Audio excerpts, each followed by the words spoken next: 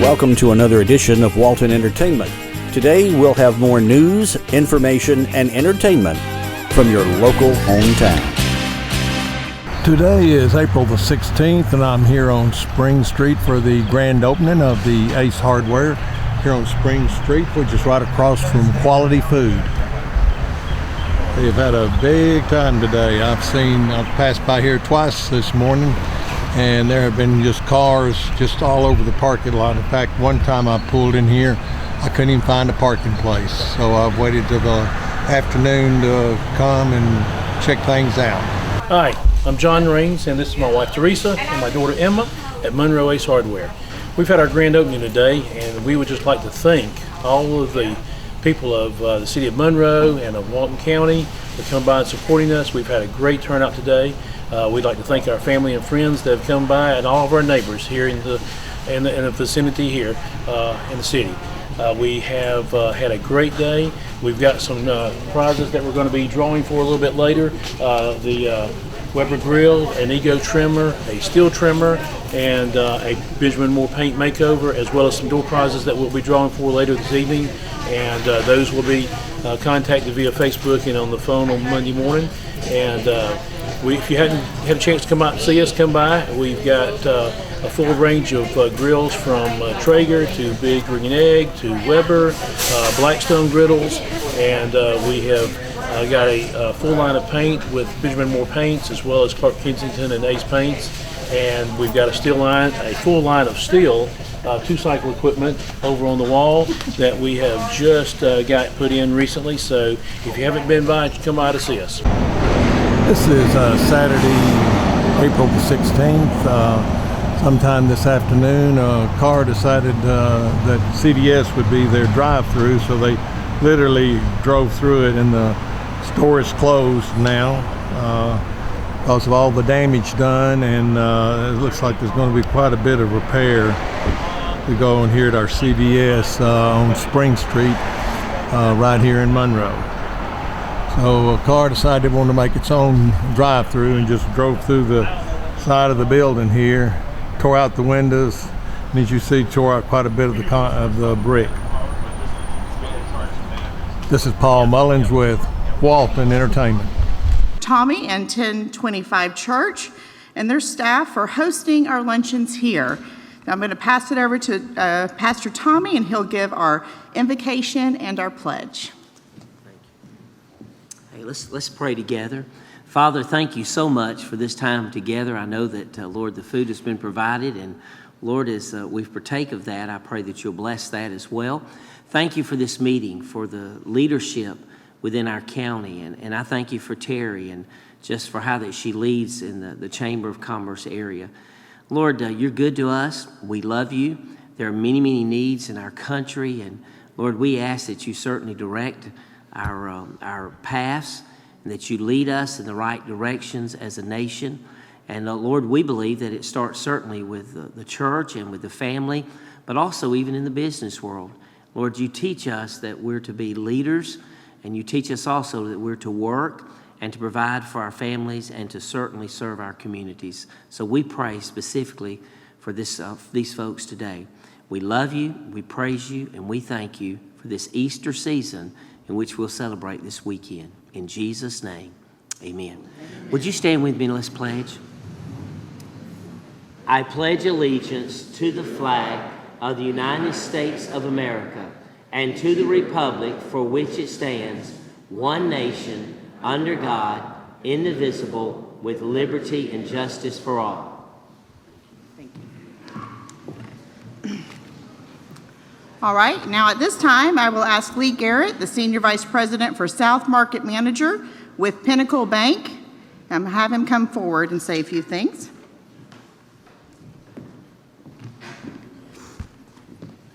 Thank you, Amy. Thank you. We're very excited to be the sponsor today. Pinnacle Bank and our team, they've been part of the Chamber for a long time, and I can't tell you how much what the Chamber does and the things we're involved in, how much it has helped us professionally, how much it has helped the bank, but more so, how much has helped our community. So Terry and the staff, thank you so much for what you do for the community. We're glad to be supporting our legislators here, glad and thankful for all the things that you do for us, and thanks for representing us. So look forward to hearing that. We're at Pinnacle Bank. Our goal is to be the best community bank in Georgia.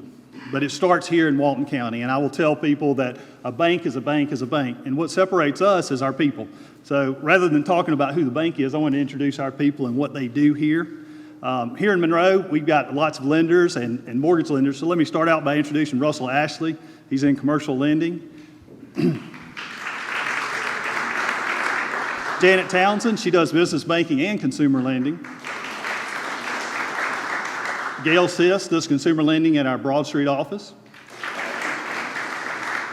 And we spread out all over Walton County. Lisa Pearson is in Social Circle. She's our lender there. We have 2 mortgage loan originators too. Melissa Lovingood here in Monroe. And Mindy Phillips, she covers Social Circle and in Covington. And then we also have a branch manager here in in Monroe, Maxine Peaks.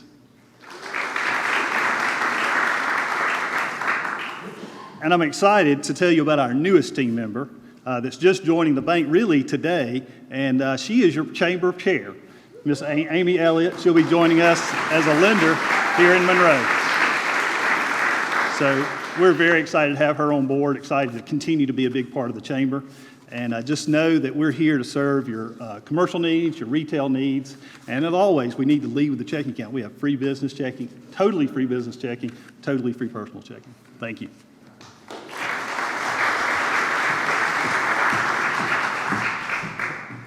And I am super excited to join the Pinnacle family, so thank you.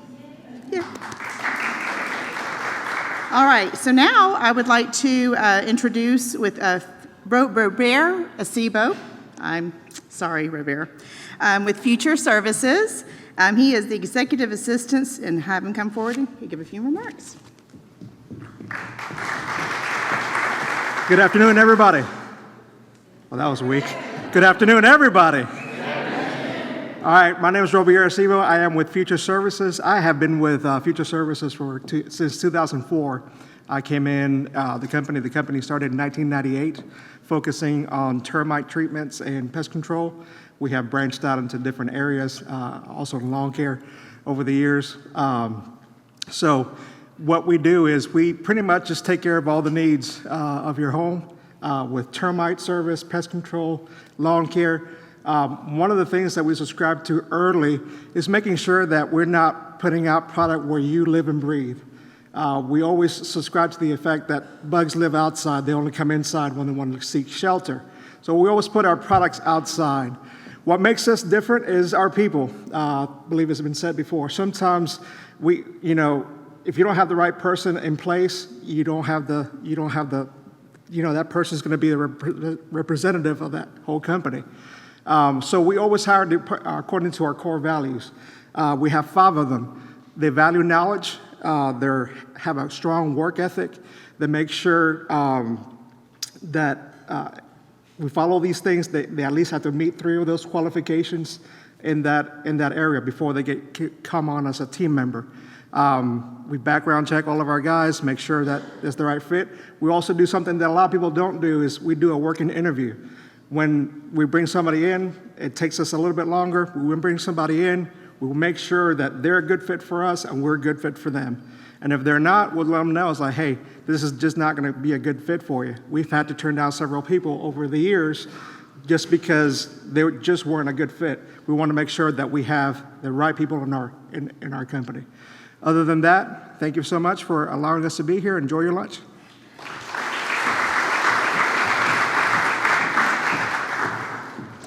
And again, I want to thank our sponsors today. So thank you, Pinnacle Bank, and thank you, Future Services.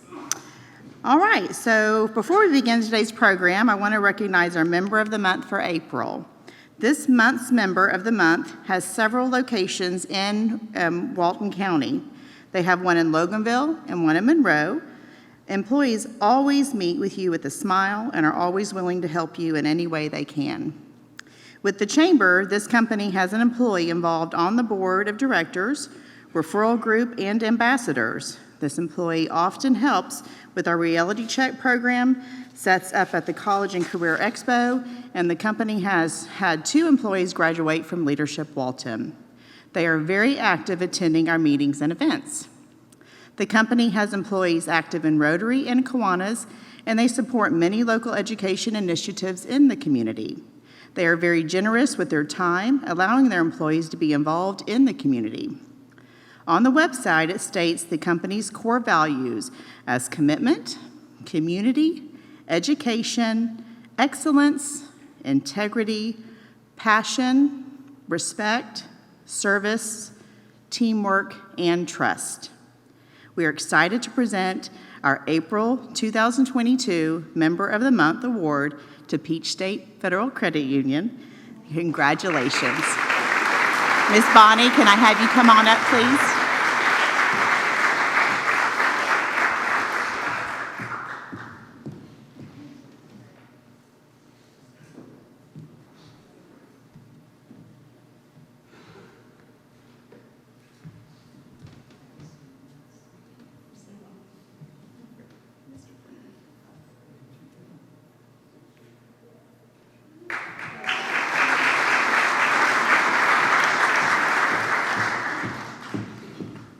All right, so now I will turn our program over to our president of the chamber, Ms. Terry Smiley.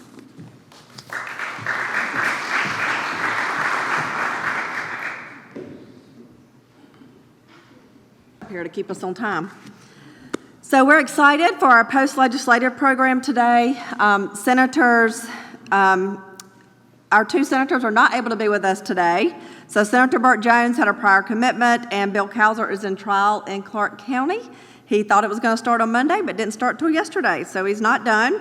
So they have invited in their place Senator Brian Strickland, and he's going to be joining us on stage today and answering any questions as far as the Senate goes. And then we have our representatives, Bruce Williamson and Tom Kirby. So if y'all want to come on up and have a seat over here, guys.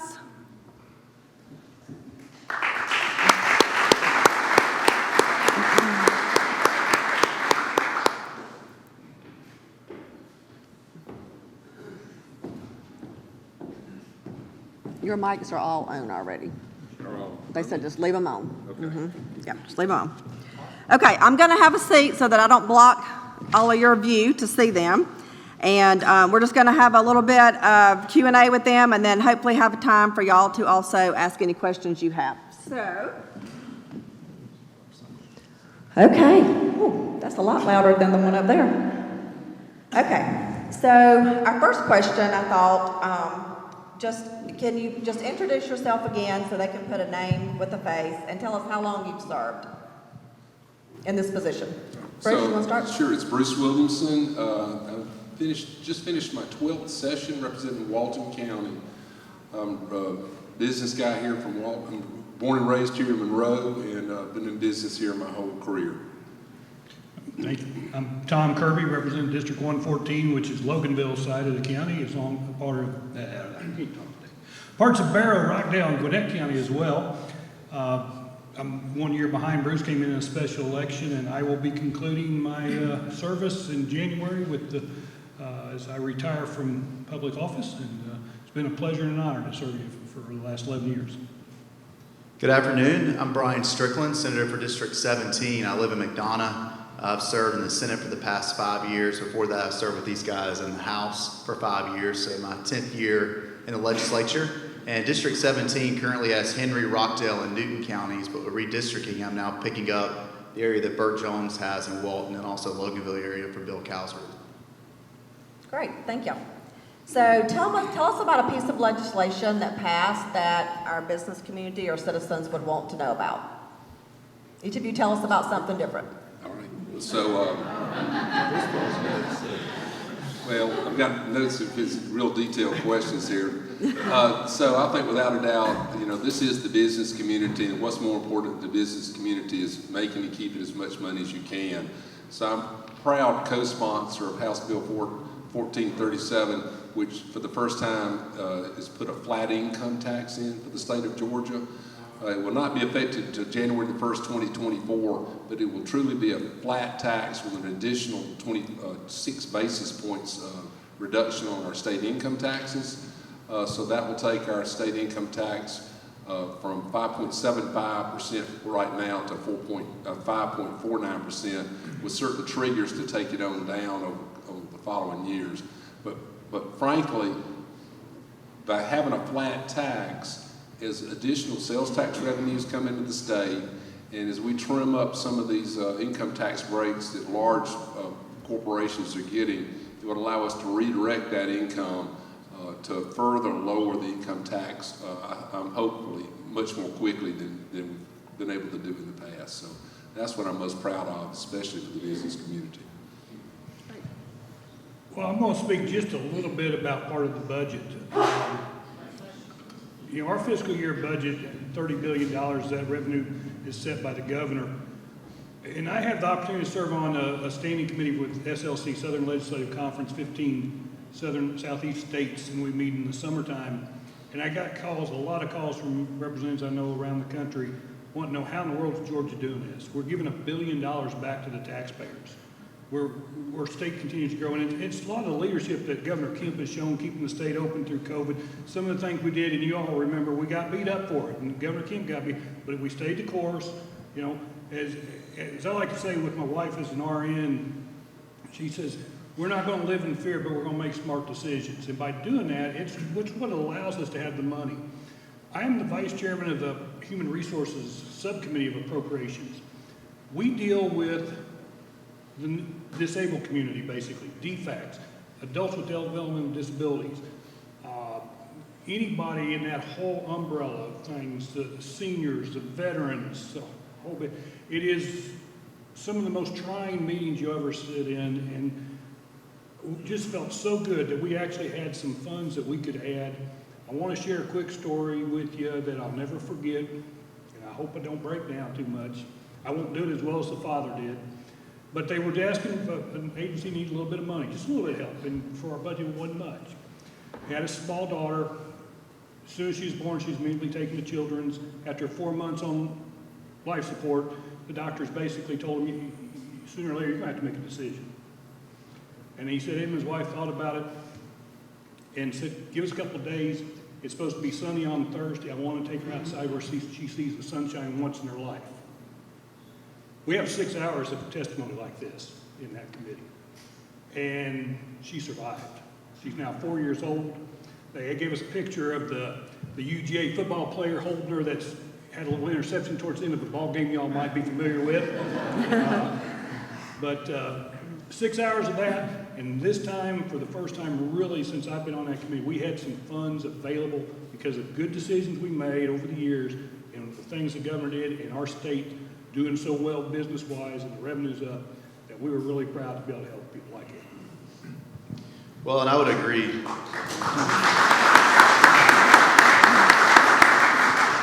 You know, you see, it's not just money when you hear the real life story about how it impacts people. And I agree, the budget's the number one thing. Having extra money to spend on things like that, but also having money to give back to the taxpayers. And so that was huge for us. Only other thing I would add, from an education standpoint, I carried Senate Bill 379, which is an apprenticeship bill. For the first time in Georgia, we've now codified an apprenticeship program in our state, run through our technical college system. It's the idea that right now, as business owners, a lot of y'all are experiencing this, it's harder than ever to hire somebody.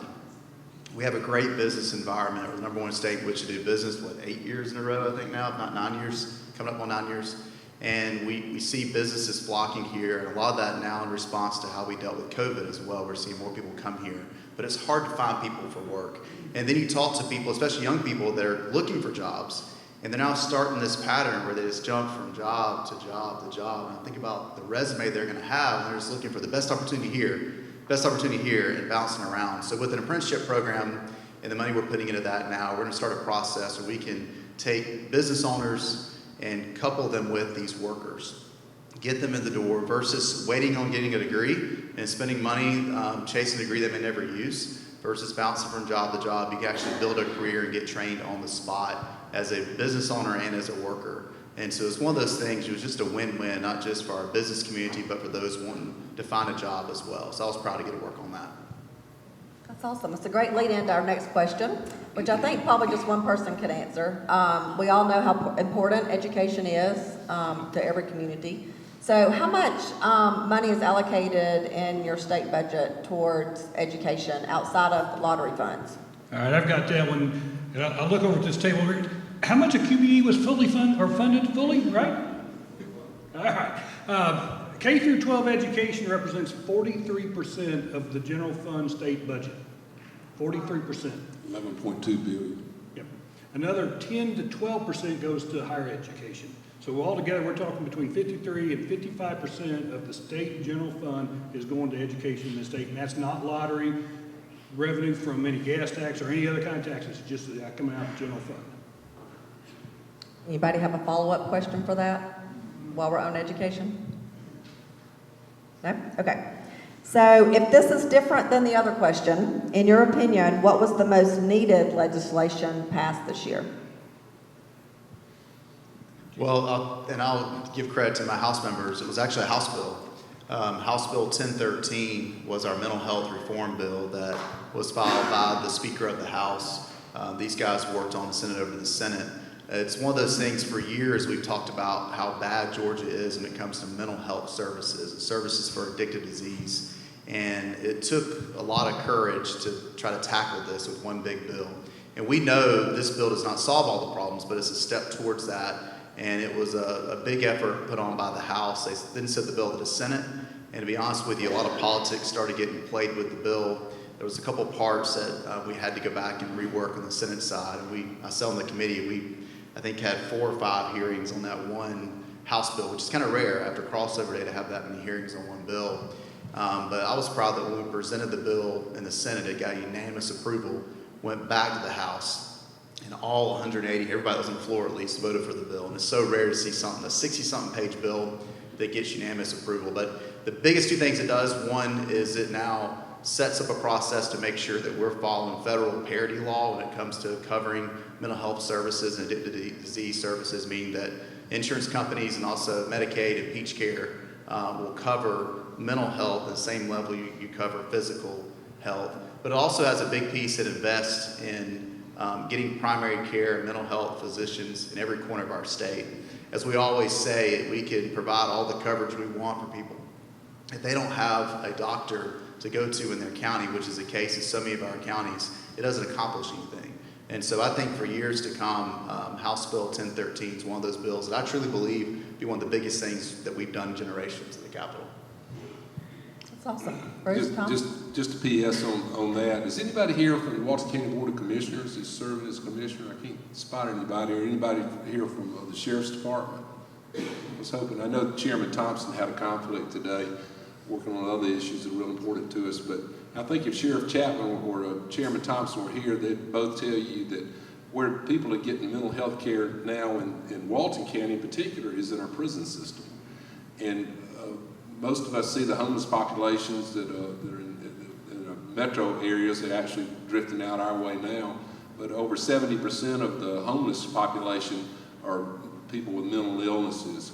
So this bill will go a long way to offer a continuum of care for everybody from our homeless veterans to those people that are drug and alcohol addicted. It'll take pressure off our jail system, allow our jails to be freed up for the criminals, the bad people that we need to be protected from, and simultaneously it'll relieve our tax burden to support those services we're having to support right now. So I concur that it should be transformative at a local level as well.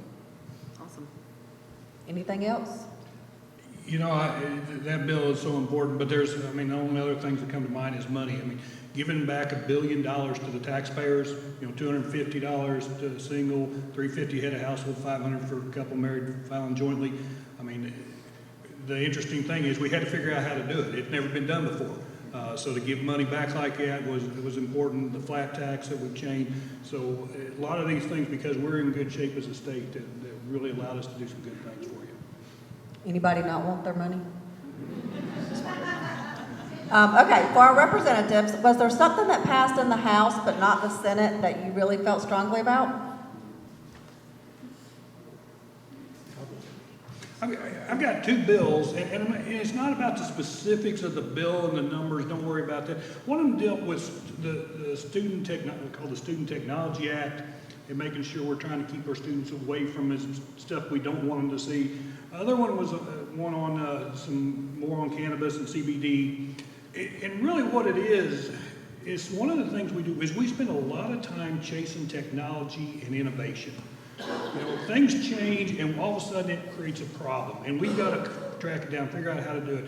I think both of those bills address some of the issues with both of those subjects that we're familiar with in different ways, of course, but I think it would have served us well had the Senate been able to pass it. But I will give them a little bit of defense. There's 180 of us, a lot more committees. We move a lot quicker on our feet than they do. They're kind of slow, methodical, kind of stuck in the mud. But no, it's all good. Seriously, the sheer number of bills we send them for them to go through, they really can't keep with every one of them. But those things where we're chasing technology, chasing innovation, and trying to do what needs to be done are two big ones that I thought we could have gotten done a little better. I concur about the whole cannabis CBD oil regulatory framework that was set up. Frankly, it was not done very well, and we have to, no matter where you come down on that, and I'm anti-marijuana, anti-legalization, 100%. But when we did tell the Georgia public that we'd allow a safe and efficient and a regulated ability to get CBD oils and set up this framework of growing and distributing it, the licensing part of that has kind of fallen apart, and we had an opportunity to kind of put it back together this session, but it just didn't get across the finish line. That's something that we've absolutely got to address next session. All right, you know what's coming. Is there anything that passed in the Senate but not the House that you really felt strongly about, or that the Senate felt strongly about?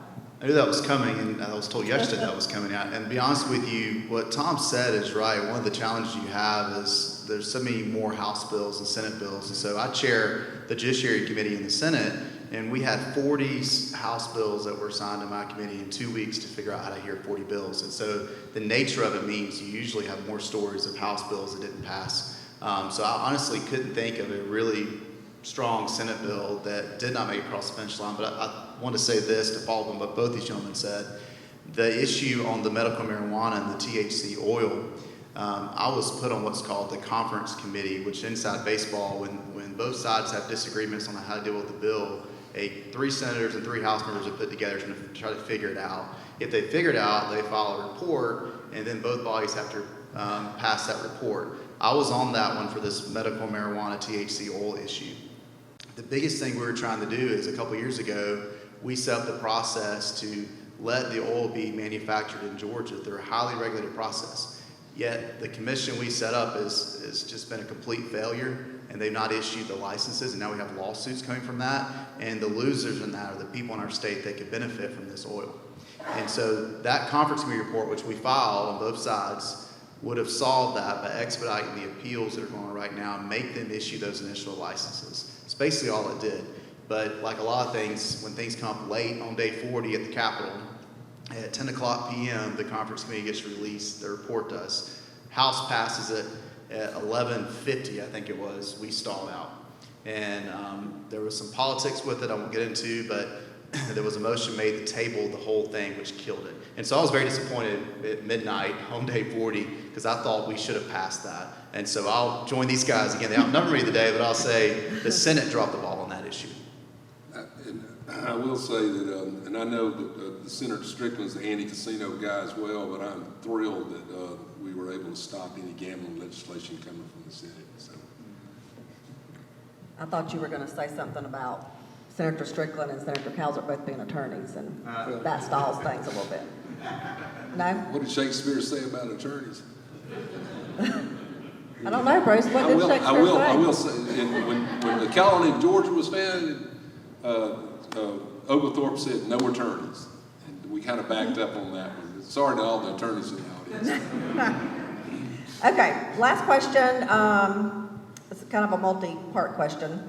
So can you tell us what kind of qualifications are required to run for state representative or senate? And what is the average campaign cost? And do you pay that personally or through fundraising? That's a lot of parts to that question. Sure, start. As somebody in a campaign, I guess you look at me. Well, so I believe is it 25? What do we lower that? The age? It's 21 for state house, and I believe it's 22 for 22 for state senate. No one's that young there. So when I started, I think I was 28 when I ran for the house, but there was a guy there who was 24 at the time. It is 25 in the Senate. 25 in the Senate. Okay, no, I was close, at least on our side. So there's the age requirement. Otherwise, anyone that's qualified to run for office can run. We, of course, as you know, run on 2-year terms. The question on what does it take to run a campaign? On the Senate side, I'd say probably $200,000 at least if you're going to run a competitive campaign, because you have multi-counties that you're going across, and a couple 180,000 people you're looking at trying to reach. And so that number goes up every single time, and all that you hopefully raise. I don't spend my own money. These guys might could, but I don't spend my own money when I run for office. I take some jabs at y'all too. And so you have to go out and convince people that you're worth donating towards your cause, which is the worst thing about running for office, is asking for money, in my opinion. But it's a necessary evil of how the process works. You're going to get your message out there and tell people who you are and what you stand for. Great. Anything different from y'all? Well, ours don't cost as much, and it also depends on where you are. You know, I went in a special election, and there's 4 of us. You try to raise money, but, you know, people, they're a lot happier to support the winner, but when there's 4 of you, they don't know who's going to win, it's a little tougher to get money.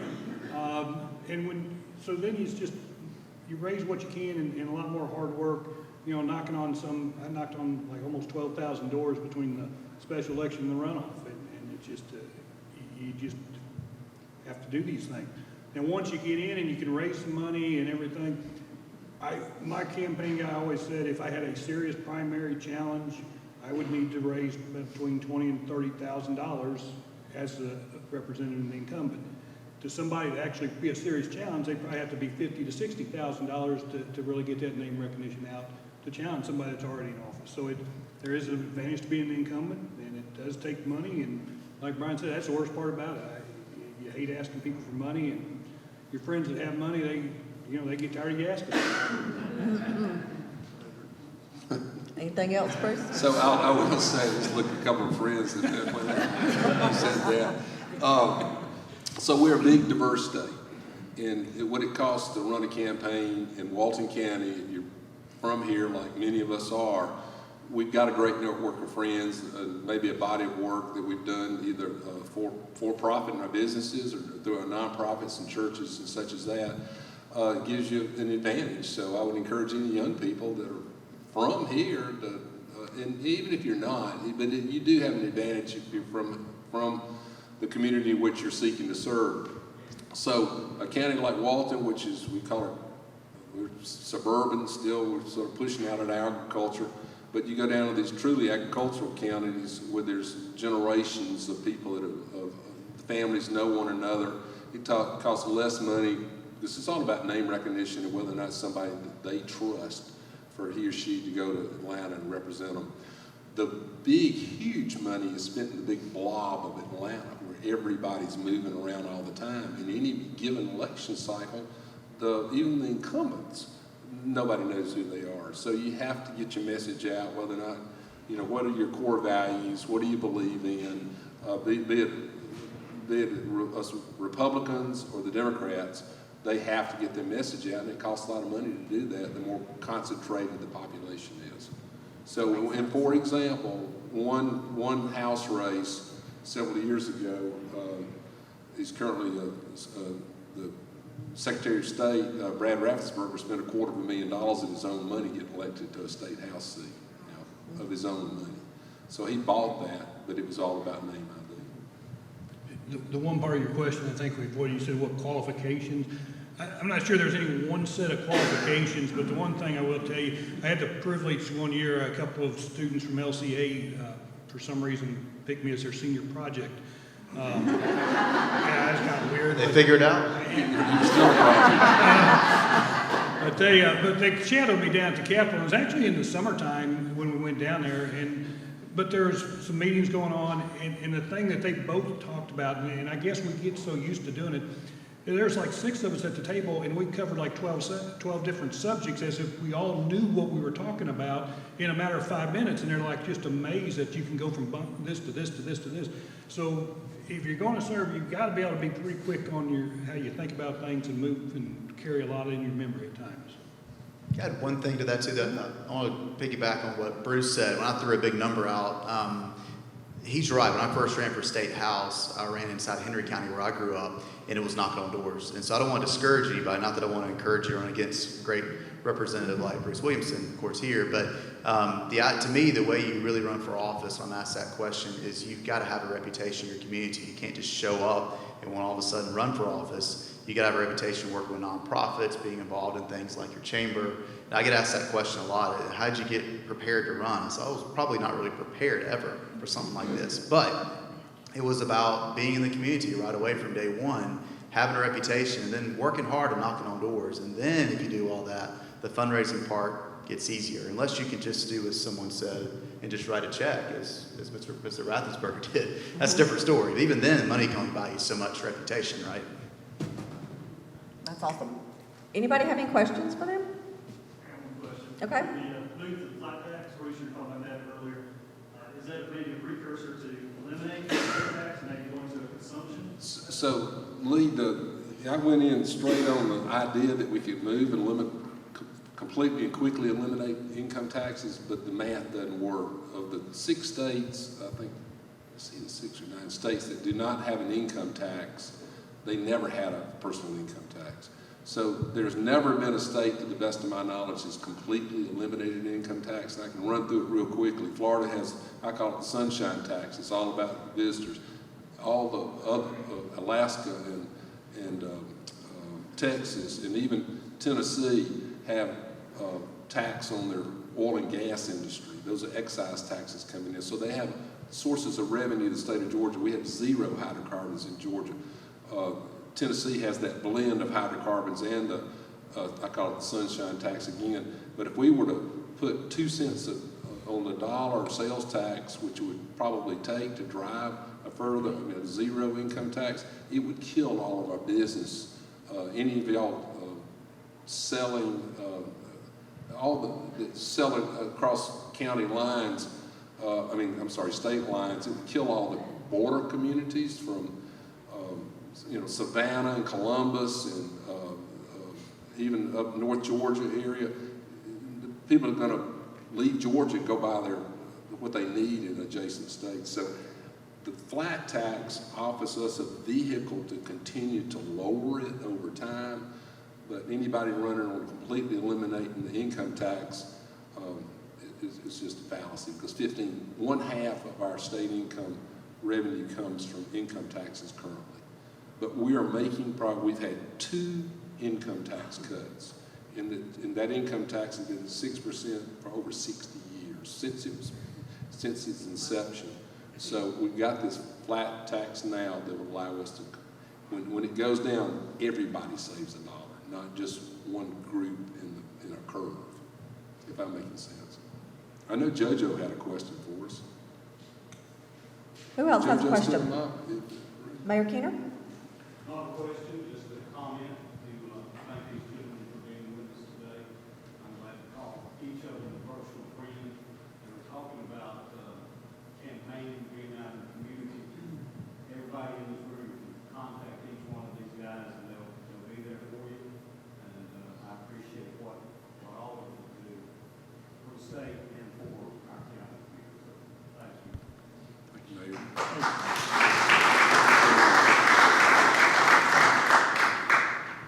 Anybody else? I'm sure y'all will hang out for a minute after the lunch if somebody wants to ask a private question. Can I take a Okay. moment of personal privilege? Since it's my Sure. last- As I said, this is my last time. It has been an honor to serve the people of Walton County, people of 14 and people of Georgia. It's been a privilege to serve on this team. Senator Strickland's not a member of this team yet, but Representative Williamson, Senator Cowsert, Senator Jones. Walton County had as strong a team down at the Capitol as any county in the state. With the leadership positions, between all the four of us that we held and what we could do, and relationships with Governor Deal and Governor Kemp, we could do what we needed to for Walton County. It's been an honor to serve you. I'll just share the one story with you. As I depart, when I was first elected at special election runoff night, the last 30 minutes or so before the poll closed, I had no idea what I ought to be doing, so I was out waving signs by a polling place, waving at people, you know, they'd vote. Sometimes it's a big church where there's actually a stoplight. It's so far away you could campaign there and not be within 150 foot. Some people would vote and say something, some would just go on by. But about 5 minutes before the polls closed, an elderly lady drove up and she rolled down her window and got my attention. And she looked at me and she simply said, "Mr. Kirby, please don't let us down." And after I got elected that night, that was the first words that came to me, and I felt the responsibility really for the first time that you all give us. That's a huge responsibility. We gladly carry. I don't know that lady, don't know her name. I hope, you know, she may not agree with everything I did, but I hope I didn't let her down. I tried every day to make sure I didn't let you all down. Thank you very much. Thank you, Tom.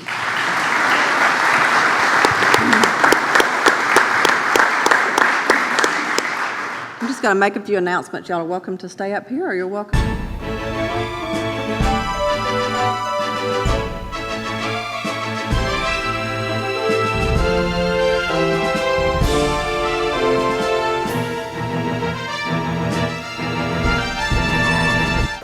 Hey, I'm Isaac over at Reboot. Going to give you a Reboot tech tip today. Just want to talk a little bit about Windows 11.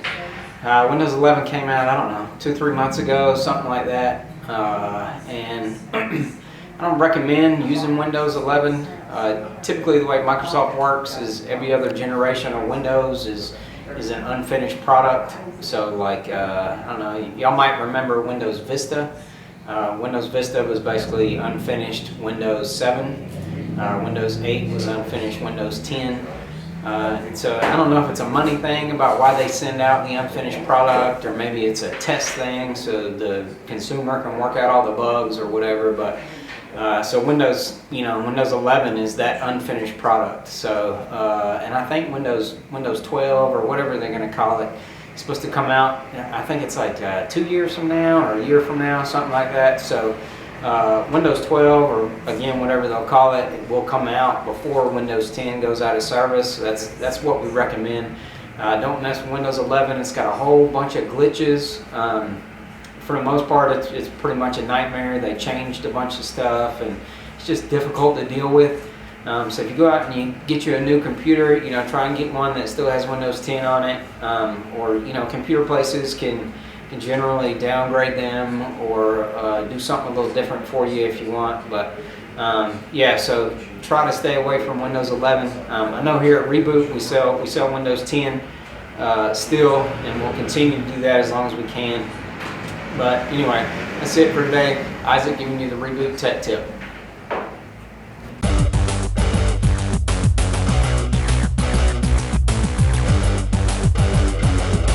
Hi, this is Jody Johnson. I'm here with another recreation report. It's spring break right now for most of Walton County, the back end of it, and which means we don't have a whole lot of activity going on, with everybody going on some trip, visiting family or whatnot. And but this is the time we take advantage of not having those programs at night except for practices, and start working on all the other sports that we've got coming up in the summer and in the fall. Which is usually our busiest time. And in Walton County, to me, it's some of the best weather we have. It's usually a lot drier and warmer during our activity times, so usually between 6 and 9 o'clock at night. But I do want to talk about some of the things that we have going on currently, which is our annual fishing derby that will be up at Meridian Park. Will be Saturday, May 14th. A lot of people like going to that. It's a good time for anyone that likes to take their young child out and fish. And we've stocked that pond again up there at Meridian, and usually a lot of some catfish are caught that day from 6 a.m. to 12 p.m. Meridian Park. That's 105 Generation Boulevard in Loganville. right there on the corner of Twin Lakes Road and Highway 81. So hopefully we'll see you out there. Normally there's 300 or 400 people that come out and fish. You don't necessarily have to be there right at 6 a.m. That may be early for a lot of folks, but you can get there when you can. There's a casting contest and some prizes for the biggest fish and the casting contest. So hopefully we'll see you out at the Fishing Derby. We hope to expand that next year out at our South Walton Park, which we're completely renovating the pond there, and DNR's agreed to come in and restock that pond. We're putting in a new siphon system so we can regulate the water. We've cleared off a lot of the trees that were growing on the dam that for safety reasons and the safety of the dam, and we've put in a walking track around the pond. So next year we'll have a fishing derby in 2 locations like we've had in the past. So looking forward to those who like that form of recreation. Again, our Ayers Park has really grown. We've got our pickleball courts there now. There's 4 pickleball courts that are out there. They're very well used. Hopefully when you get out there, the pickleball folks are really good about sharing space and alternating and making new friends. So if you get out there and then the courts are full, just go out and sit down, and I promise you those folks will rotate you in. If you come with the 4 people that you want to play with, hopefully you can get onto a court. Again, I know they're pretty well used on those days that the wind's not blowing and you want to get out there and play on the weekends, but just give it a try. We don't. Right now we only have the 4 courts, so we'll see how we need to expand on that throughout the county. I know pickleball is a very fun sport to play, and you ought to try it with your family. It's a lot of fun.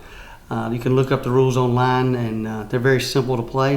But if you do go out there, I'm sure someone out there will teach you all the pros and cons of how to keep score and all the small rules of pickleball. That's one of the things that you'll find that anyone that is passionate about pickleball, which is tends to be a lot of the seniors that have the time to go out during the day and in the evenings to play, but they're all just as passionate about teaching pickleball. So go out and give it a try. I promise you'll get hooked, as I have the last few times that I've gone out and been taught by those folks that have a little more knowledge of the rules and and how to play pickleball.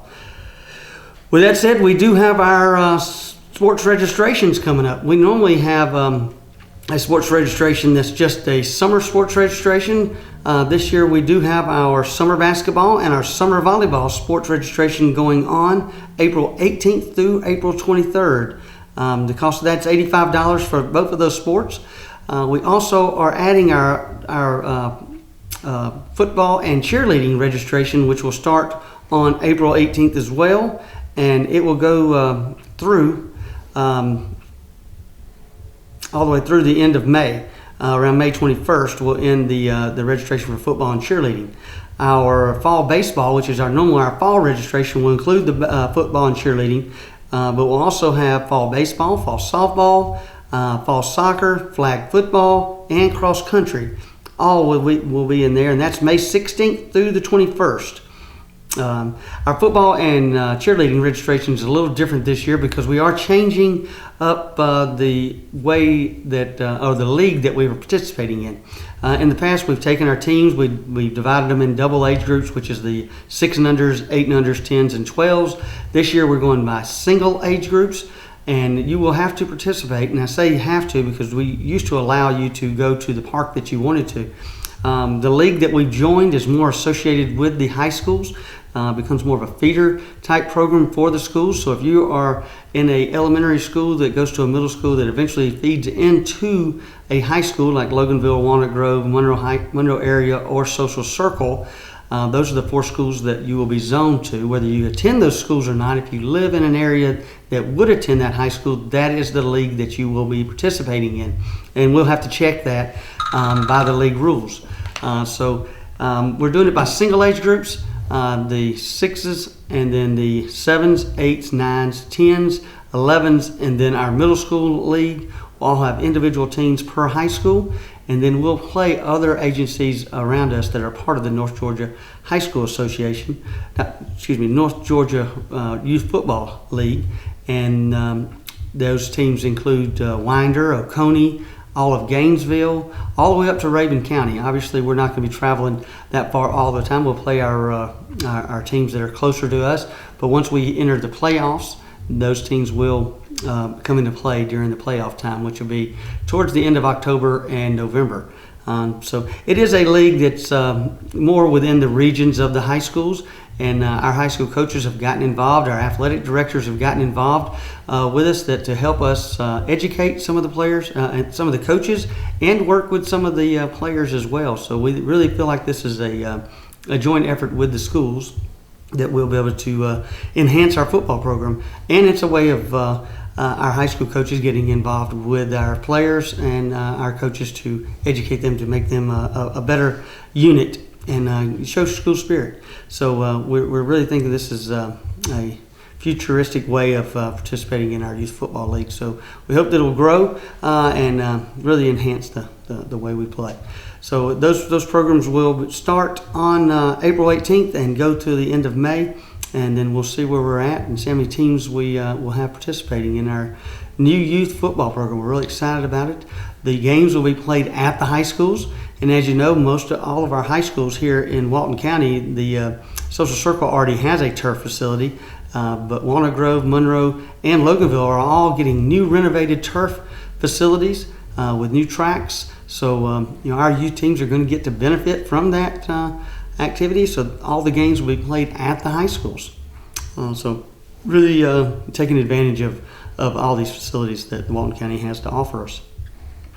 Again, our Ayers Park, Splash Park, we will open up May 10th, which I know everyone looks forward to. Hopefully the weather will work out. But the Splash Park opens up May 10th, which is just around the corner. It's about a month away. Look forward to that. Last year we had 15,000 people that took advantage of the park out there and the water that can really cool you off. And so if you're planning on having a birthday party or some type of gathering that you want to have a private, I would give us a call at the Recreation Department, and our folks will try to get you reserved for that, because we've had a lot of folks wanting to have their birthday parties after hours. After, I think it's from 6:30 to 8, we allow private rentals Tuesday through Sunday. We're closed on Monday. But you can do a private rental from 6:30 to 8. If you want to have just a gathering out there, we will reserve you a pavilion to have your gathering in, but then each person would just have to pay as they go into the Splash Park. We do have a limit of the number of people that are allowed in there at one time. So once we, and believe it or not, we exceeded it on many days that we had to stop and wait on folks to exit before we could bring folks in. But we only allow around 200 people at one time in the Splash Park. So it is a very popular place to bring your kids and to really have fun and cool off. It's a zero level, so there's no standing water. All the water comes in, it gets recirculated, and then comes back out of the play structure. So looking forward to May 10th when the Ayers Splash Park opens up. Again, the pickleball courts are there. We have a walking track at the park. We have a new Frisbee golf course. So a lot of things to do out there at Ayers Park, which is our newest park. Go online to waltoncountyga.gov and you can see all of the things that we have to offer. Our newest park at South Walton, like we talked about the fishing pond and the walking track that we're going to put around that.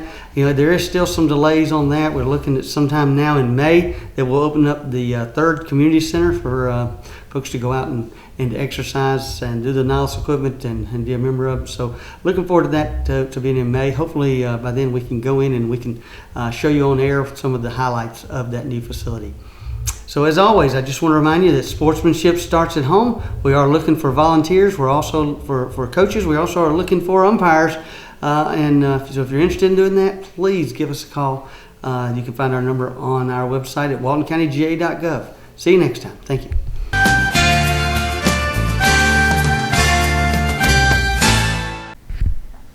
Good morning. Thank you for watching. I'm Dina Huff, the Executive Director for the Partnership for Families, Children, and Youth. And this is April. And I would just like to bring to your attention that April is Child Abuse Prevention Month. And you may see the blue pinwheels around the county. Those are placed to bring awareness and that actually those are placed by different organizations that serve families and children in Walton County. And if you suspect that a child is abused or neglected, then you have resources available to you. We have trainings. We partner with different folks to offer trainings, mandated reporter trainings. Just to name a few, we have through A Child's Voice Advocacy Center, we have Stewards of Children, we have mandated reporting, and we have Connections Matter. They can set up those trainings at your church, at your organization. They're responsible for putting the pinwheels out. They partner with different organizations to place those in the area in Walton County. So we have Walton County DFACs, but if you're wondering, what are the signs, what I need to look for, you can attend one of these trainings. I would advise the Stewards of Children training, and you will gather a lot of information from that training, what to look for, when to report, and you would be surprised who is actually a mandated reporter. Anybody who works with families and children on a regular basis, the list is just so long. It's actually too long for me to go into today, but there are resources here in Walton County, and when you see the blue pinwheels, just know that that's bringing awareness about child abuse and neglect. I think that when you see that, you need to think of prevention and happy and healthy children, and not just those children who are abused and neglected, because we need to bring awareness to this. And the only way to stop it is to get trained to recognize the signs, and that's what all of these resources are for. And if you're interested in having a group trained, please feel free to contact us here at the partnership, and we can set up a training with A Child's Voice and make that happen for your organization, your church, your business. So if you have any questions, concerns, information that you would like to share, we have collaborative meetings around the county. Those are always the third Tuesday of the month. Our next collaborative meeting is in Social Circle on the third Tuesday of April. So I do invite you to attend that meeting. That is at the Church of the Grove in Social Circle. And we also offer those by Zoom. So if you're just watching this for the first time and you're interested in joining those meetings, they're open to the public. We would like to have you visit, attend those meetings, and share your information. So if you have any questions for us, always feel free to call me on my direct line at my office, 770-207-3175. Thank you for watching. And some other contact information that you may want to jot down. A Child's Voice Advocacy Center, the contact person for those trainings is Lauren Gregory, and their office number is 770-464-0082. And a great website for you to look at is www.pcageorgiahelpline.org. And for Walton County, any of your law enforcement, if you believe that a child's in immediate danger, you can contact any of your law enforcement agencies in Walton County. And remember, your identity is protected. Everything's confidential. So mandated reporter training, any of this, just, reach out to some of your resources and go online, Google some of this information, and you would be surprised at how educated you can become on some of these resources. So, again, reach out to these resources if you need. Thank you. First, they said cigarettes were safe. We know how that turned out. Now, they say they didn't market e-cigarettes to teens? Fact, more than 1 in 4 high school students are vaping, and 80% say their first e-cigarette was flavored. Vaping is harmful to developing brains. The reason we think vaping is safe? Marketing. Same lies, different day. Tell Big Vape to quit lying.